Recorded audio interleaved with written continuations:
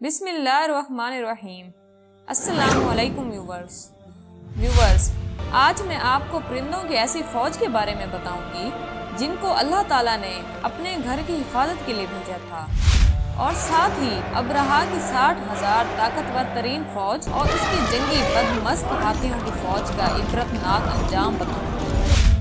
Viewers, یمن کے شاہی حبشہ نجاشی کی طرف سے ابرہا حاکم تھا، لیکن یہ وہ نجاشی نہیں تھا جس کے پاس نبی صلی اللہ علیہ وآلہ وسلم کے صحابہ کرام نے ہجرت کی، بلکہ اس کے والد نجاشی نے یمن کا کچھ علاقہ فتح کیا ہوا تھا جس پر اس نے ابرہا کو اپنا حاکم بنا کر بھیجا ہوا تھا۔ ابرہا یہ بات نوٹ کرتا تھا کہ ہر سال لوگ شمال کی طرف جاتے ہیں، تو وہ پوچھتا تم لوگ کہاں جا رہے ہو؟ لوگ کہتے کہ ہم حج پر جا رہے ہیں۔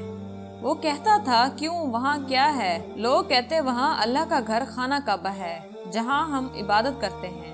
تو وہ کہتا تھا میں تمہارے لیے ایک ایسا گھر بناؤں گا جو تمہارے گھر خانہ کعبہ سے کہیں زیادہ بہتر ہوگا، اور تمہیں حج کے لیے یہیں آنا ہوگا۔ کیونکہ ابرہا عیسائی تھا، اس لیے اس نے یمن کے شہر صنعاء میں ایک بہت بڑا گرجا گھر تعمیر کروایا جسے اس نے سونے اور جواہرات سے آراستہ کرایا۔ جو بھی اس کو دیکھتا وہ حیرت سے اسے دیکھتا ہی رہ جاتا تھا۔ اس طرح یمن میں وہ عیسائیوں کا سب سے بڑا گرجا گھر بن گیا۔ وہ لوگوں سے کہتا تھا شمال میں خانہ کعبہ جانے کی بجائے تم سب یہاں آؤ۔ دراصل وہ چاہتا تھا کہ شمال میں خانہ کعبہ کے بجائے وہاں میلہ لگ جائے، لوگ اس کے گرجا گھر میں عبادت کریں اور ساتھ میں وہاں کاروبار بھی کریں جس سے اسے فائدہ حاصل ہو۔ لیکن اگلے سال جب یمن کے لوگ پھر سے حج کرنے کے لیے خانہ کعبہ چلے گئے اور غصے میں آ کر اس نے قسم کھائی کہ میں یہ گھر ہی اٹھا دوں گا، پھر لوگ ضرور میرے گھر آئیں گے۔ ابرہا کو اپنے جنگی ہاتھیوں کی فوج پر بڑا ناز تھا۔ اس نے اپنے ہاتھیوں کو جنگ کے لیے تیار کرنے کا حکم دیا اور ساتھ میں جنگ کے لیے 60,000 فوجی تیار کیے۔ کیونکہ ابرہا کا تعلق حبشہ سے تھا، اس لیے اس کے پاس اپنے ہاتھی تھے اور وہ ہاتھیوں کو جنگ کی تربیت دینے سے واقف تھا، وگرنہ عرب کے صحرا میں ہاتھی نہیں پائے جاتے۔ جب وہ اپنی فوج کے ساتھ خانہ کعبہ کی طرف روانہ ہوا تو کچھ روایات میں آتا ہے کہ اس کے پاس 8 ہاتھی تھے، لیکن کچھ روایات میں ہاتھی کی تعداد 20 بھی بتائی گئی ہے۔ لیکن بیشتر روایات کہتی ہیں کہ صرف ایک بڑا ہاتھی تھا اور باقی تمام اونٹ وغیرہ تھے، اور کچھ مورخین کہتے ہیں کہ یہ بہت سے ہاتھیوں کی فوج تھی۔ لیکن ہم قرآن مجید میں دیکھیں ادھر صرف ہاتھی کا ذکر ہے، الفیل مطلب ہاتھی، اور اصحاب الفیل یعنی ہاتھی والے لوگ، اور وہاں بہت بڑی فوجیں تھیں جو ہاتھی کے ساتھ ساتھ آئی تھیں۔ انہوں نے مکہ مکرمہ کی طرف چڑھائی شروع کی۔ جب وہ طائف کے قریب پہنچے تو انہوں نے اہل مکہ کے سردار کے پاس ایک قاصد بھیجا اور ان سے کہا کہ ہم حملہ نہیں کرنا چاہتے، ہم صرف کعبہ کو اٹھائیں گے اور واپس لوٹ جائیں گے۔ تو حضرت ابو طالب نے قاصد کی یہ خبر حضرت عبد المطلب تک پہنچائی، جو کہ ہمارے حضور صلی اللہ علیہ وآلہ وسلم کے دادا ہیں اور خانہ کعبہ کے متولی اور اہل مکہ کے سردار تھے، اور ساتھ میں یہ بھی بتایا کہ ابرہا نے ہمارے 200 اونٹ اپنے قبضے میں کر لیے ہیں۔ تو حضرت عبد المطلب نے اپنے بیٹے حضرت ابو طالب کی ساری بات سن کر انہیں اپنی سواری تیار کرنے کا حکم دیا اور نہتے اونٹ پر سوار ہو کر ابرہا کی فوج کی طرف چل پڑے۔ اور جیسے ہی حضرت عبد المطلب ابرہا کی فوجی پڑاؤ کے پاس پہنچے تو ابرہا کی فوج نے آپ کو گھیر لیا، اور اس کے سپہ سالار نے حضرت عبد المطلب سے ان کے آنے کی وجہ پوچھی۔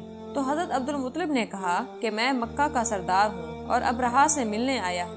تو وہ آدمی آپ کو ابرہا کے پاس لے گیا۔ حضرت عبد المطلب کی شخصیت بہت زبردست تھی، آپ بہت رعبدار آدمی تھے۔ آپ اتنی رعبدار شخصیت کے مالک تھے کہ آپ کو دیکھتے پتہ چل جاتا کہ آپ سردار ہیں۔ لہٰذا کہا جاتا ہے آپ جیسے ہی خیمے میں داخل ہوئے، ابرہا آپ کو دیکھ کر اتنا متاثر ہوا کہ وہ اپنے تخت سے تعظیماً اٹھ کھڑا ہوا اور کہنے لگا کہ مجھے آپ لوگوں سے ذاتی کوئی مسئلہ نہیں، بس آپ اس شہر سے چلے جائیں تاکہ میں آپ کی عبادت گاہ کو گرا دوں۔ ابرہا کی بات سن کر آپ نے فرمایا میں آپ سے کعبے کے بارے میں بات کرنے نہیں آیا ہوں، بلکہ میں آپ سے اپنے اونٹوں کے بارے میں بات کرنے آیا ہوں۔ حضرت عبد المطلب کی بات سن کر ابرہا حیران و پریشان ہو گیا اور اس نے کہا کہ میں تمہارے مقدس گھر کو ڈھانے آیا ہوں اور تم مجھ سے اپنے اونٹوں کے بارے میں بات کرنے آئے ہو۔ ابرہا نے سوچا کہ شاید حضرت عبد المطلب اپنے کعبے کے بارے میں بحث کرنے والے ہیں اور اس لیے وہ آپ کی تعظیم کر رہا تھا، اور پھر جب آپ نے اپنے اونٹوں کا مطالبہ کیا تو ابرہا نے کہا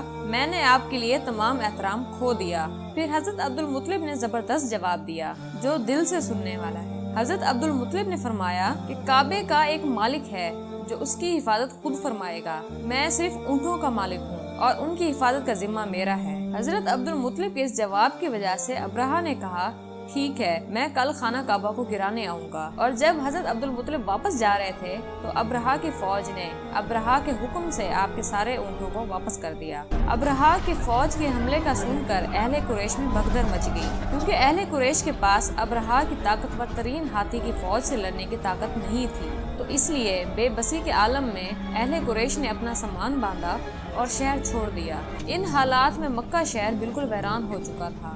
حضرت عبد المطلب کعبے کا طواف کرنے کے بعد کعبے کا دروازہ پکڑ کر اللہ سے التجا کرنے لگے کہ اے اللہ، ہم اس فوج سے نہیں لڑ سکتے، وہ ہم سے بہت طاقتور ہے، ان کے پاس ہاتھی ہیں اور ہزاروں آدمی ہیں، آپ ہماری مدد کریں اور آپ کعبے کی حفاظت فرمائیں۔ دوسری طرف ابرہہ نے کعبے پر حملے کرنے کی تیاری شروع کر دی تھی۔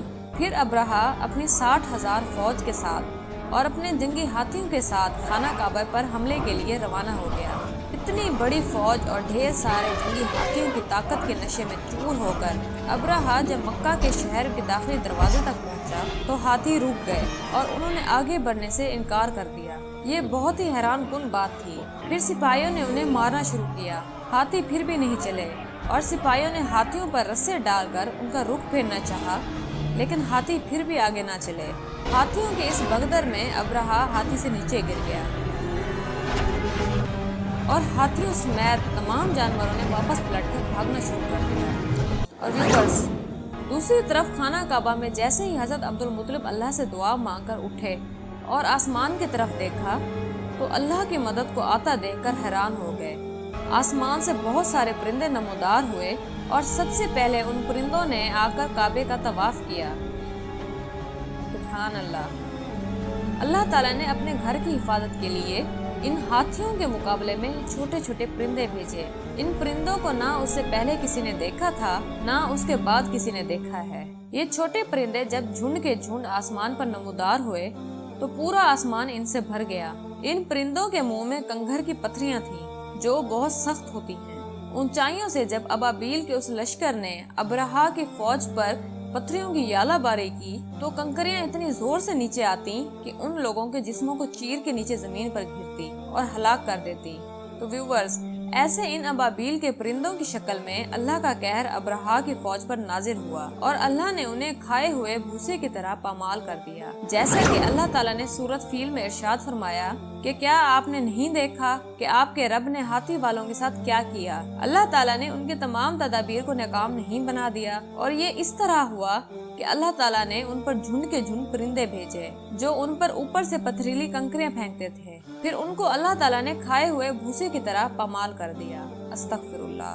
ویورز، ابرہہ کی فوج کے چند سپاہی زخمی ہونے کے باوجود وہاں سے بچ نکلنے میں کامیاب ہو گئے۔ اس میں بھی اللہ پاک کی حکمت ہے تاکہ یہ لوگ ابرہہ اور اس کے طاقتور ترین ہاتھیوں کی فوج کی عبرتناک انجام کے بارے میں لوگوں کو بتا سکیں۔ اور ان بچے ہوئے سپاہیوں کو بہت جلد ایک بیماری نے آ گھیرا جس سے یہ بھی ہلاک ہو گئے۔ ویورز، یہ واقعہ ہمارے نبی پاک صلی اللہ علیہ وآلہ وسلم کی پیدائش سے کچھ عرصہ پہلے کا ہے، یعنی یہ واقعہ محرم میں پیش آیا تھا اور آج صلی اللہ علیہ وآلہ وسلم کی ولادت ربیع الاول میں ہوئی تھی۔ تو ویورز، میری دعا ہے کہ اللہ تعالیٰ ہمیں دنیا اور آخرت کے ہر عذاب سے بچائے اور ہمیں اپنا برگزیدہ بندہ بنائے، آمین۔